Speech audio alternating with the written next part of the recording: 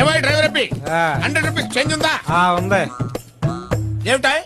ఏమిటా నిర్లక్ష్యం సమాధానం? నేను ఎవరనుకుంటున్నావు? చిన్నంతరం పెద్దంతరం లేదా? Due respect and take respect. అసలు అరే నేనే చెప్పుకోవాలా? నేనెవరో చెప్పు.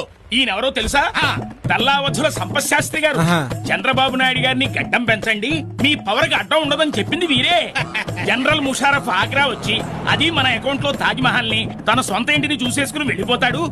ఏమీ జరగదని చెప్పింది కూడా వీరే. అయితే ఏం చేయమంట? అదే అదే తొందరపాటు.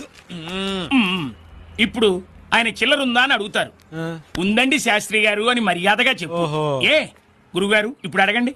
ఏమై 100 రూపీస్ చేంజ్ ఉందా?